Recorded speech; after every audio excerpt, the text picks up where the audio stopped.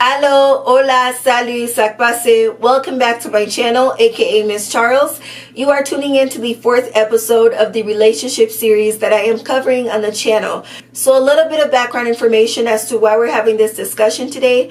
A girlfriend of mine called the other day asking for some relationship advice. She has been with her partner for the past 5 going on 6 years. And they're kind of stuck at this phase of the relationship where the relationship is obviously over, but neither individual has really approached the other to say, hey, we've had a great run. It's been 5 going on 6 years. But at this point, I think it's best if we move forward without each other and we can remain friends. We can split everything 50-50. Whatever needs to happen can happen. But I think at this point, we just need to call it quits. So she is living with her partner. Both of their names are on the lease. The car, they share one vehicle, and the car is in her name. They don't have any children together, and she was just, kind of asking me how should she go about having the conversation with him so that he understands she still cares as a friend, but just not as a partner. So I advised her that, she can always go back and live with her mother, and he doesn't necessarily have that option. So since the vehicle is in her name, she can take that. She can leave the apartment to him. But I just advised that she should probably pay 2 or 3 months of her half of the rent until he's able to fulfill her position in the household. He's able to find a roommate to, continue on with the lease so that neither one of their credit has to suffer for the relationship ending. And fast forward a couple days later, she calls. She thanked me for the advice that I had given her. She approached her partner, and he was more than understanding. As a matter of fact, he was also wondering how he should approach her about the situation, but he was just so nervous. She wouldn't take it the right way. So I was really proud at that moment, because it's not every day that you hear 2 people split up and, the conversation went as it did. They were both able to take the mature route to make sure that at the end of the relationship, they'll both be okay. They won't suffer any financial hardships or anything like that. She made sure he would always have a place to sleep every night, and, she would have a car to drive and things like that. That's not always the case. I also have friends that if they're breaking up with someone, or if the person is breaking up with them because of infidelity or whatever the circumstance was, they slash the person's tires, they whack out their windows, they show up at their jobs and act a fool. So you can't always get that kind of a reaction, positive reaction from someone. So I was just really glad that it worked out for her. Now, the reason that I brought up that particular instance to share with you guys, when she started the conversation, she said, I've been with him for 5 years, going on 6, and we have just invested so much into the relationship that at this point, I think we should just move forward. And I'm guilty of this too. We always feel like if we start something, we need to finish it.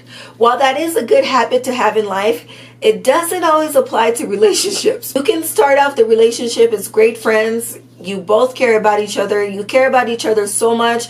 You're so devoted to each other and, the well-being of one another that you tell the other person, I am ready to commit to you. I am ready to start this journey with you, to be by your side, to motivate you so that you can be the best person that you can be. That's always the start of every relationship. You always want what's best for each other. But due to certain circumstances that occur in the relationship, like I said, whether it's infidelity or one person is giving 70% and the other person's giving 30%, or whatever the case is, the relationship doesn't always end like that. You start out great, something happens, and bam, you want to break up. And it's also not always the case that just because you want to end the relationship, your partner feels the same.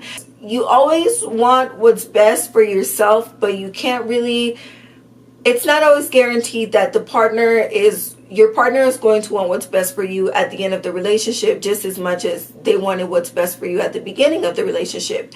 And I did tell her that you can't cling onto something, you can't cling onto a mistake just because you've spent a lot of time making it.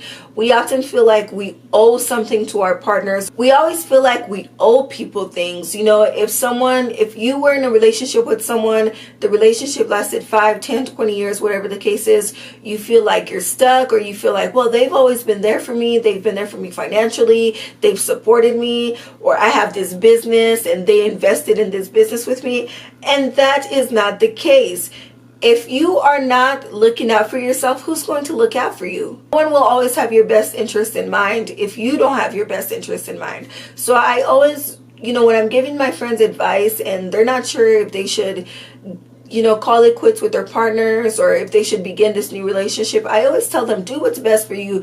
Do what you think is going to make you feel good at the end of the day. Do what you think is not going to keep you up at night, is not going to stress you out, cause you to feel overwhelmed in your life. And I was explaining to her, we have a mutual friend. This mutual friend was involved with someone, and they were together for roughly 2, maybe 3 years. And she told her partner at the time that she wasn't ready to end the relationship because she felt like she had made him a better man. And if, today or tomorrow he runs into someone else, he runs into a woman that, is so madly in love with him and she's ready to have his children, to, get married with him, to bring him home to her family, that the woman that he has met owes her a thank you. And I honestly kind of understood where she was coming from at the time. Sometimes we invest all of ourselves into someone. We're so dedicated to making someone better for the relationship that once the relationship ends, we kind of feel like, well, I invested all of this energy into you and I didn't get nearly half of it back. And now you're going on to someone else and you're a better man. And she doesn't know what I went through to mold you into the man that you have become. And I had to stop it right there. I understand that sometimes we devote ourselves to making someone better, but don't forget, you were making that person better for the intention of him becoming a better partner for you. You didn't have it in the back of your mind that, okay, I'm going to make him better, but he might not be mine tomorrow. You never had that in your mind. So why is it that when the relationship is over, you feel like everything that you gave him and everything that you devoted to him, he has to give back to you? It doesn't necessarily work that way. Just what I've learned in my past relationships is just as much as you feel like you invested in someone, they feel like they invested just about the same in you. I think sometimes we feel like we go into the relationship, we're just so perfect, we didn't have any flaws, we didn't have any baggage, and that's not the case. A relationship goes both ways. Just as much as you invested your time making this person better, they invested the same energy into you. It's not just about what you did, it's about what you both brought into the relationship. It's about the fact that you both took the time to make each other better. So just because the relationship has ended doesn't mean that you need to be bitter. You need to hate each other. It doesn't mean that they need to pay you back for anything they did for you. It doesn't mean that the time that you spent making this person better was a waste of time. I understand the time you devoted to them doesn't necessarily, you don't reap the advantages of that time spent anymore, but you made that person better for somebody else. You made that person a better partner. You helped to mold them and make them a better husband for tomorrow, for whoever's going to marry him. And most importantly, you made him a better man so he can be a great father for someone else, down the line. So don't always think of it as I devoted my time and I didn't get anything back. Just say, you know what? I had the opportunity to make someone better in my life, and just think of it this way. this person needed to change for whatever reason. God felt like, he needed a change in his life. He needed someone to push him in the right direction, to motivate him, to teach him to be a better man. And God felt like you were the only person that had the tools to execute, the plan that he had for this person. So don't feel like you were taken advantage of or you wasted your time. You did your part in life. You were supposed to make this person a better person. And in turn, I would hope they made you a better person also. Do not leave any relationship feeling bitter, feeling like anybody owes you anything. The only person that owes you anything before and after a relationship is yourself. How did you go into the relationship and how did you get out of it? If you come out of a relationship and you don't see any growth within yourself, or others do not see any growth in you, if the relationship was more of a setback for you than it was, you moving forward, you need to reevaluate everything that happened in that relationship. Every relationship should be a lesson that teaches you to be a better person. It's not about I gave him this and now he's a better person for someone else. It's about I gave him this, it didn't work out, but this is what I learned about myself. This is how I'm going to be a stronger and better individual tomorrow. So that's my lesson. Do not cling to a mistake just because you spent a lot of time making it. And after every relationship, evaluate your life. Evaluate how you came into the relationship. What goals did you have? What goals did you set aside for yourself? And coming out of the relationship, what kind of individual are you? Are you still the strong, mature, and whatever characteristics that you had before? Are you still the same individual you were before? Are you stronger? Are you better? Are you more dependent? Are you more independent? Are you financially stable? What setbacks did you have? What growth did you have? And learn how to move forward. Do not cling onto anything that's going to hold you back from moving on in your life. Life is a beautiful journey, but every little bit that you toss on your back, every baggage that you keep holding on to, you will see the consequences of it. No one else will. Everyone else will be, moving forward in their lives, seeing things for the better, whereas you're going to be stuck in this spot and you're always going to wonder, why me? Why do these things happen to me? And that's not how it is. If you learn to evaluate, learn to make changes, things will start looking better for you. And another advice that I can always give people, when you are getting into a relationship, make sure that you express the goals that you have for yourself. So for example, I was involved with an individual and I explained to him, I want to become a broadcast anchor, a television anchor, and these are the steps that I'm going to take there.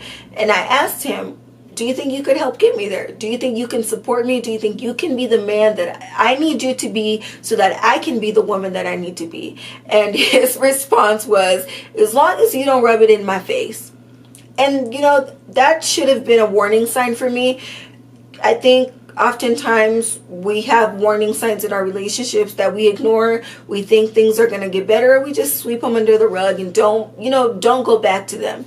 And it should have been at that moment that I should have realized I am more than he is capable of handling. Sometimes we're in a relationship with someone and they're not ready to meet us on the level that we are. One of the best quotes that I found on the internet is, quote, "Despite how open, peaceful, and loving you attempt to be, people can only meet you as deeply as they've met themselves."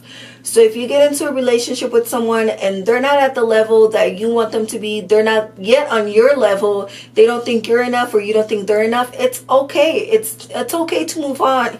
Even if you've invested 10, 20, 30 years in the relationship, if that person cannot grow at the pace that you're growing, if they're not able to support you and nurture you to become the person that you're meant to be, let them go. It is okay. There's no such thing as wasted time. There's absolutely no such thing as wasted time. Every second, every minute, every hour, every day, every week, every month, every year that you dedicate to someone, whether the relationship ends or not, you should take it as a lesson. Take every lesson that you can out of that relationship so you can make yourself better. Do not blame others for your downfall. Do not blame anyone for the way you feel. Do not blame anyone for the way you act. Everything that you experience in your life is a lesson. If you do not take those lessons, if you do not learn from anything, you will never become a better individual. And that's not anyone else's fault but your own. So again, do not cling to a mistake just because you spent a lot of time making it. Just work on being yourself, work on bettering yourself each and every day, and I promise you will see progress. That's it for today. Thank you so much for watching today's episode. I appreciate you guys' support so much. Thank you for giving me your time. Thank you for watching. Thank you for leaving feedback. Thank you for listening to what I have to say and giving me this opportunity to, like I said, to not just exist, but to actually make a difference in people's lives. I truly appreciate it. I hope you enjoyed this video. As always, leave your comments, like, share, and subscribe. Ciao. Thank you.